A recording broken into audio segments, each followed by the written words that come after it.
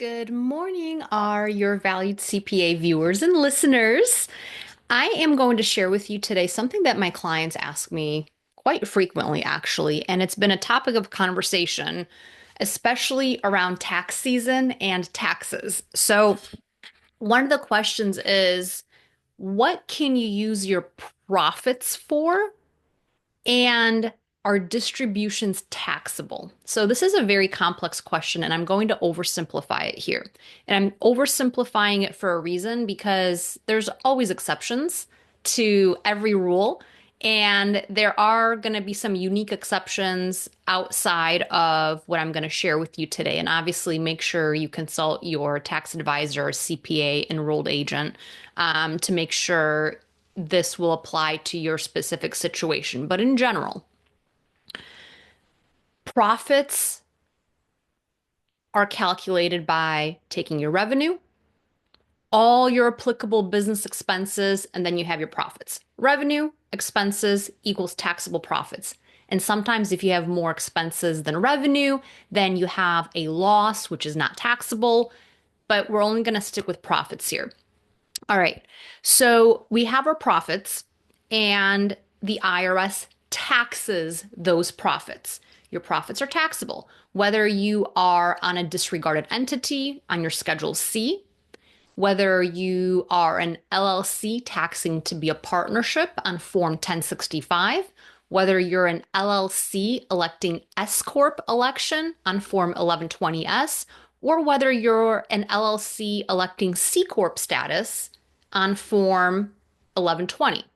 Additionally, if you're a corporation or incorporated and you're a C corporation filer, then this also applies to you. Revenue minus expenses equals profits. Okay, I think we're all there because I repeated myself multiple times here. All right. The IRS allows the business owner to do essentially five things. There's a few exceptions here, but I'm only going into the general common things we can do. I'm not going into unique strategies or unique things. So those profits, so let's say you have $100,000 of revenue and you have $25,000 of expenses, your taxable profits are $75,000. That $75,000, you can do five things with it. Number one, you can leave all that money in the bank.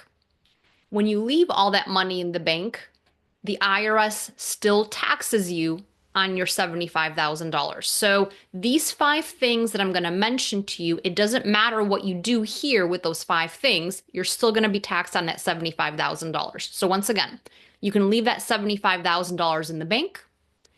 You can reinvest in your business, buy new equipment, buy new furniture, expand your client list, buy a business, right? You're still going to be taxed on that $75,000. Now, if you end up, you're going to notice I'm going to go into a few rabbit holes here. Those that know me know that I do that pretty frequently.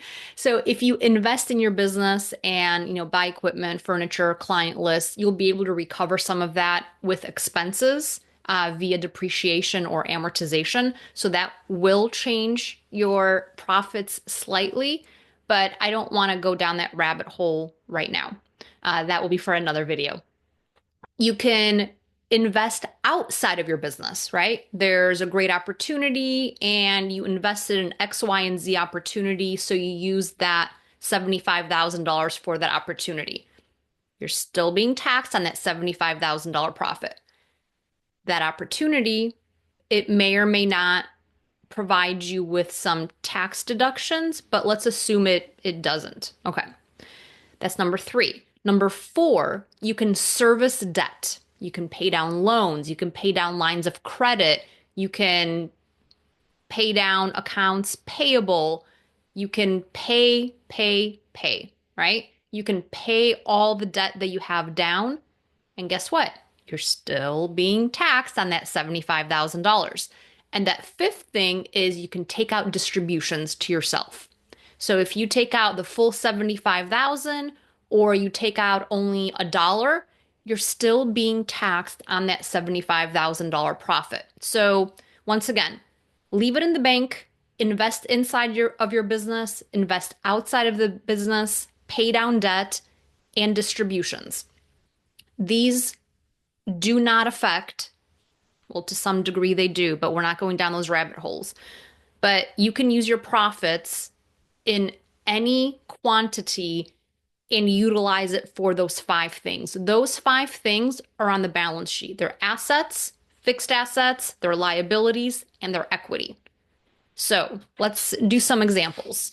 All right, so you have the $75,000 profit, and now you are taking out, you're leaving $10,000 in the bank, and you're purchasing $10,000 worth of equipment for the business.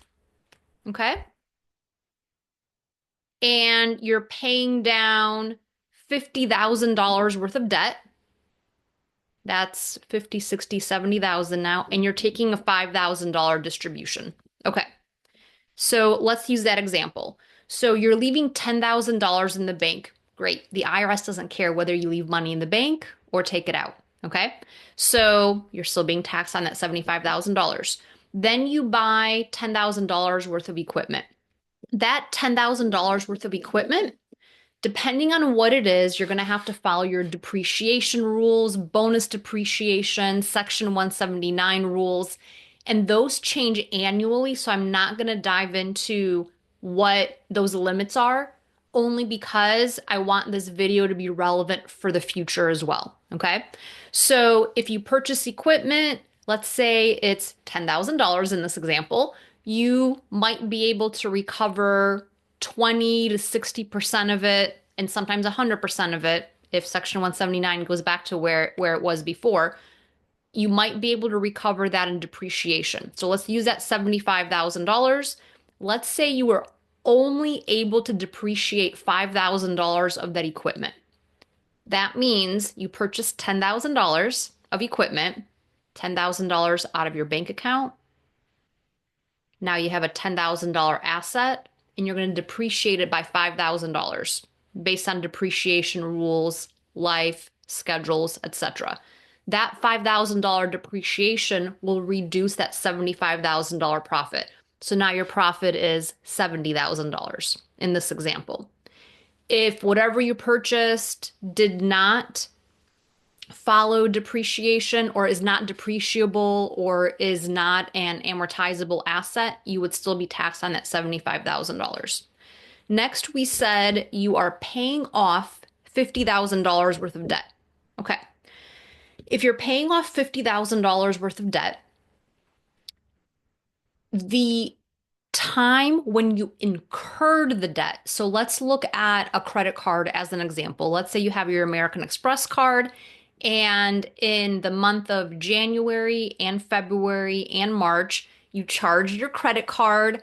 At the time you charge your credit card is when that expense is recorded as an expense, and the actual charge increases your credit card balance. So it's included on the balance sheet as a liability.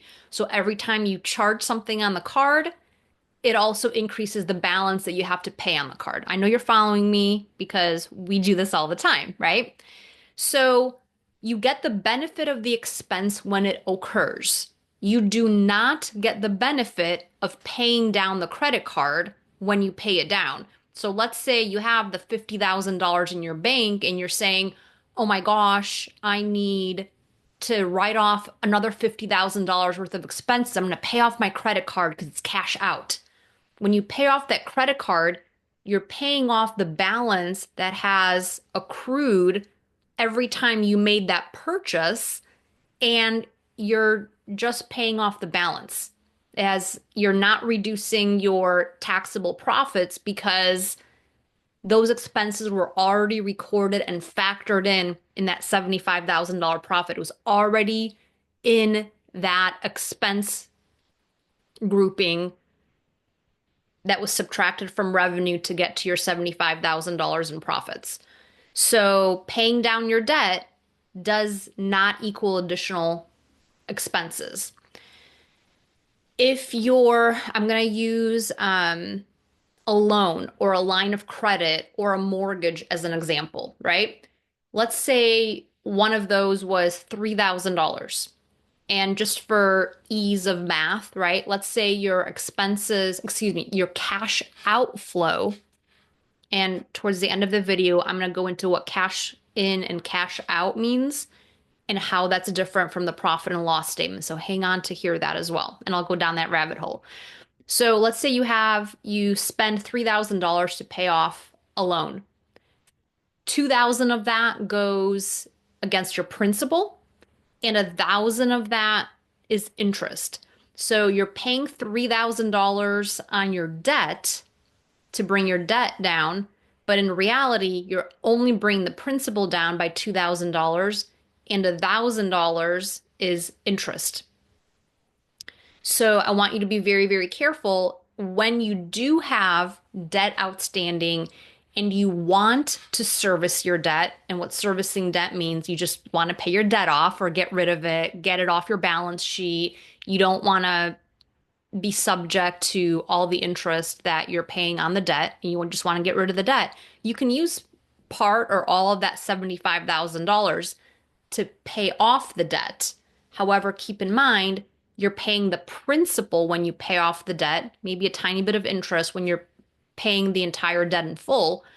And most of that is going to be balance sheet related. It's not going to reduce your profits. Only the interest portion is going to reduce your profits. So just be aware of that. And another thing that we're going to do is you're taking a $5,000 distribution in this example. And I apologize if this example is a little clunky because I didn't write this scenario out. I'm just talking through it in my head, playing the conversation over and over that I have with clients that I want to share with you.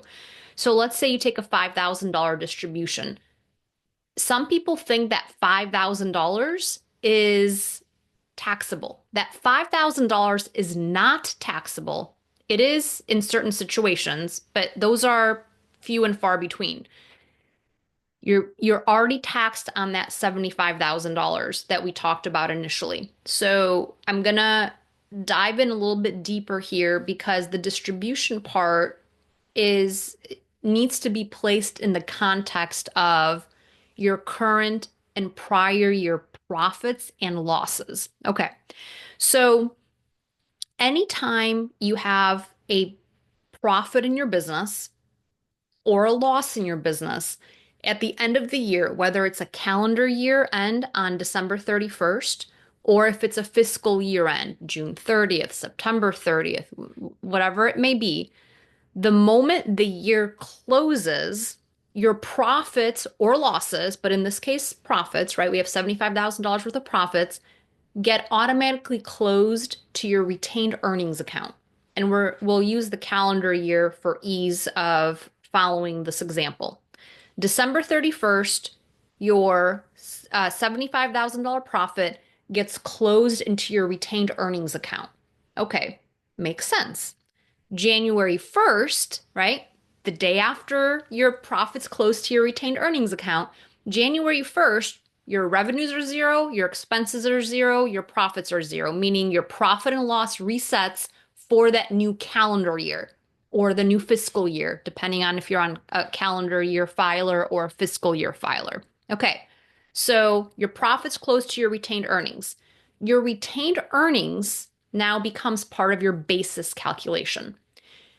Now you have $75,000 in this example because you've already paid the tax on that $75,000 profit. It's already taxed. Now it moves to your retained earnings on your balance sheet. Your balance sheet now has a $75,000 retained earnings. And let's say you want to take a $5,000 distribution. You can because you have the basis to do so. Meaning you have $75,000 already in your retained earnings. You can take a distribution tax-free up to the basis in your business. I'm going to go down the basis rabbit hole in just a moment as well. So if you take out the $5,000 distribution, now your basis in your business would be the $75,000 in your retained earnings minus the 5,000. Now you have a remainder of $70,000 of basis. So in the next year or later on in the year, you can take up to 70,000 additional dollars in distributions tax free because you've already paid taxes on the profits. Okay. So technically, if we look at it from another perspective, the distribution that you're taking out to yourself is a distribution that you've already paid taxes on because it's a previous profit. Okay. And once again, I am completely oversimplifying this concept, but we need to get this in our minds so that we understand the difference between taxable profits and that distributions are not taxable. Now, let me go down the rabbit hole of basis. Basis in the business is any money that you put into the business yourself, paid in capital, right? Your contributions to the business, you're capitalizing your business, the common stock that you purchased in the business, that is part of your basis, plus your retained earnings minus any distributions. Okay. So I'm writing out an example here. So we're going to use that $75,000 profit. Okay.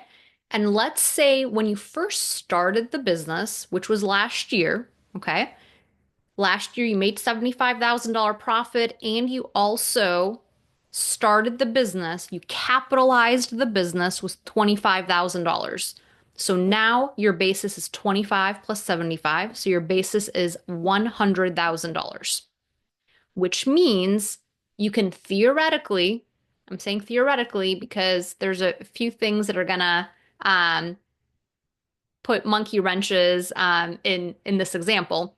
So theoretically, you can take out $100,000 in distributions tax free, only because you put in the 25,000, you made a $75,000 profit, and paid in capital, common stock, retained earnings, all added together, minus prior year distributions will equal what you can distribute to yourself right now. Okay.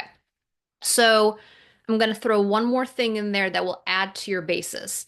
If you loaned your business money, a shareholder loan, if you loaned your business money, and if you did that, make sure you're following the shareholder loan rules, which increase and decrease your basis depending on if you add more money to the shareholder loan or if you pay the shareholder loan back. It has its own set of rules. So once again, I don't want to focus on the complexities. I'm focusing on the oversimplification of this so it makes sense.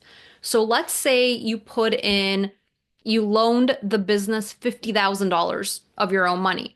So now your basis is what's added to your basis are any shareholder loans. So now your basis is the 25,000 you capitalized it with, the $75,000 profit, and the $50,000 loan that you made from yourself into the business. Not a Bank of America loan, not a Wells Fargo loan, not a local bank loan, not a loan from a bank, a loan from yourself, the shareholder. So now your basis is $150,000. So you'd be able to distribute to yourself, given all these factors, you'd be able to distribute yourself $150,000. Okay. Now let's dive into retained earnings for a moment. So let's say, and this is going to change the equation a little bit, but we'll still use the same numbers. So let's say you let's say you started the business 3 years ago, right? Last year in 2024, you had a $75,000 profit. In 2023, you had a $10,000 profit. And in 2022, let's say you had a $60,000 loss. Okay, so now this is a little bit different. So going back to year one, you had a $60,000 loss, negative 60, which means you didn't have taxable profits, right? You had a loss. So that loss, and you were able to benefit from that loss on your personal tax return as it carried through, or you created a net operating loss in a C Corp because you had a loss. So you can offset future profits. That $60,000 loss closed at the end of the year, December 31st in this example, to your retained earnings. Now your retained earnings is negative $60,000. Okay? In year two, you had a $10,000 profit. And then after year two, your $10,000 profit closed to your retained earnings. It was negative 60. Now it's negative 50 because your retained earnings are all your accumulated prior year profits and losses. Okay. Now you have $50,000 in retained earnings. Because you have negative $50,000 in retained earnings, you can't take a distribution out if we're just looking at the retained earnings because you don't have enough money. You don't have any basis in there. Now, if we factor in the additional paid in capital that you had of $25,000, right? Now your basis is negative 25,000. And now if we factor in a shareholder loan of $50,000 in this example, now you have a basis of 25,000. I know you're following this and you may need to rewind this video a few times to get the concept. So in this example, you have $25,000 worth of basis. So now you can take out $25,000 up to $25,000 in distributions. Okay, so let's go back to our example. After year two, you have a negative $50,000 retained earnings. In year three, the example that we initially started with, you had a $75,000 profit. At the end of the year, your $75,000 closes to your retained earnings, and now your retained earnings is $25,000 in the positive. Okay? So if you're just looking at retained earnings, you could take up to $25,000 in distributions, let's say if you didn't have any additional paid in capital or if you didn't have any shareholder loans. But if you had the $25,000 of additional paid in capital, now you have $50,000 worth of basis.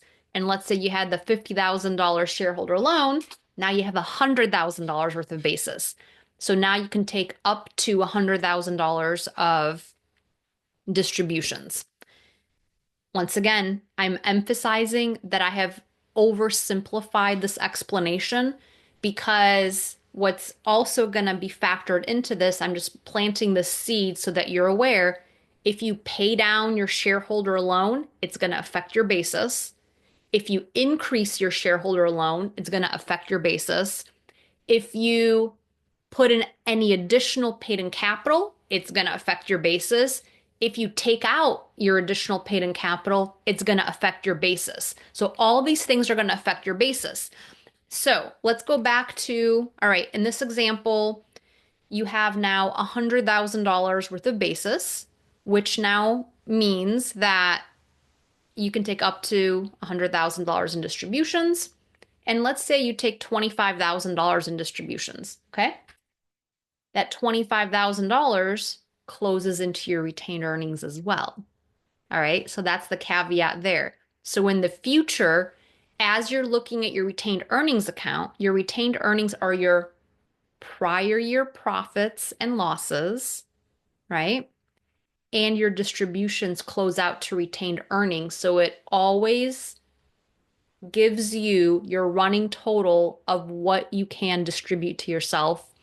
And then keep in mind, you're always going to factor in if you put in any additional paid in capital on top of that, and if you made any shareholder loans. But some people don't capitalize their business and they don't have any shareholder loans. So the retained earnings is the only thing they have to look at to figure out what amount they're able to distribute to themselves. Okay.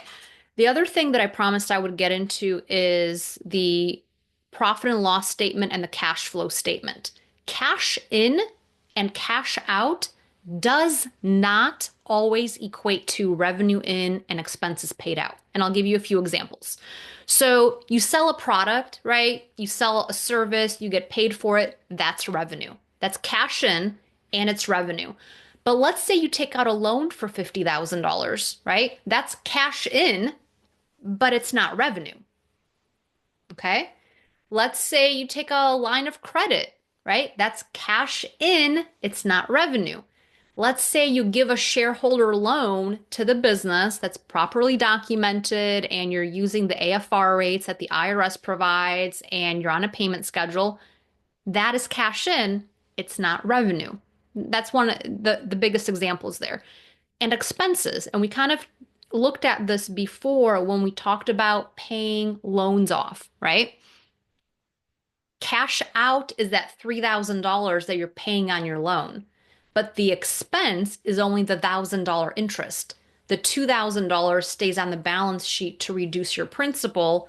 Only the interest is an expense. So in this situation, cash out is $3,000, but expense is only $1,000. The other $2,000 just reduces the debt on the balance sheet. So I want you to be aware of that because cash in and cash out does not always translate to revenue reported, expenses reported, and then to come up with your taxable profits or losses.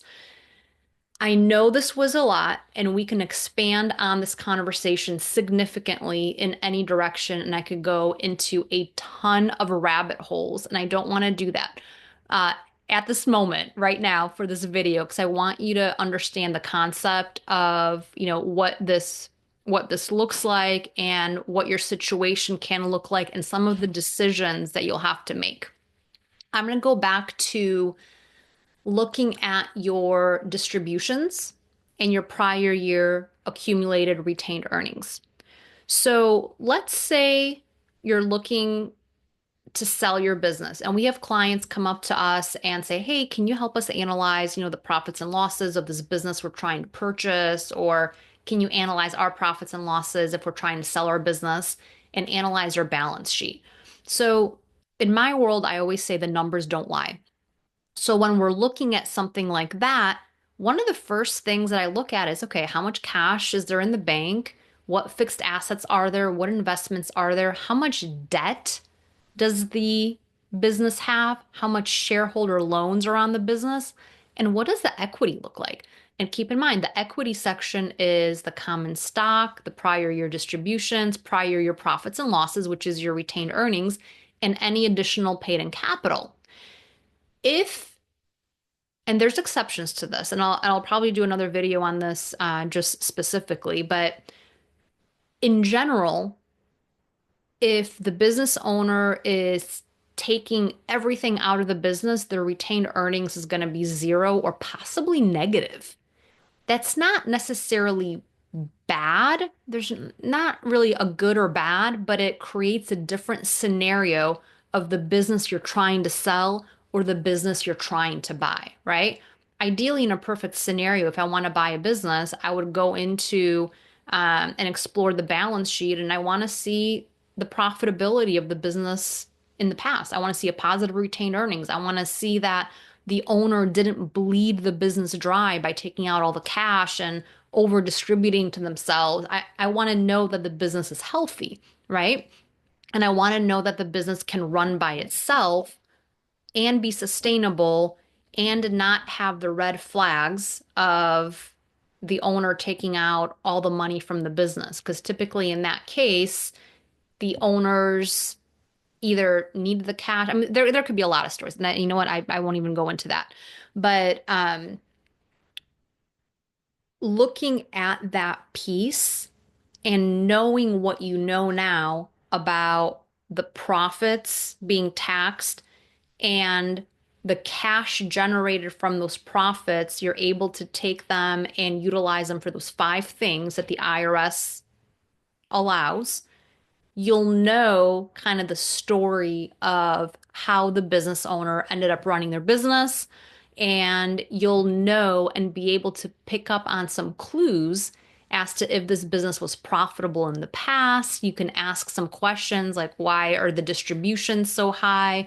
Why is the retained earnings negative, right? Negative retained earnings means you either over distributed or you had losses in prior years. So now you have clues as to what to ask so you can make a better educated decision if you're buying or selling a business. But I'll go into that detail in another video. But I truly, truly hope this helped. And keep in mind, I am completely oversimplifying this process and I can't accentuate it enough because there's going to be certain situations that are going to be exceptions to the rule. So I don't want you coming back to me and saying, well, in this case, this, whatever you said doesn't apply. Yes, I'm aware of that. In a lot of cases, some of this won't apply, but in the majority of cases, this is how you need to look at things. And then once you look at it from that general perspective, then we can go into very specific, case-specific situations that may be alternates to the rule or contrary to the rule. All right? I really hope this helped. And I can't wait to hear your comments. And I can't wait to hear from you. All right. Have a great day. Bye.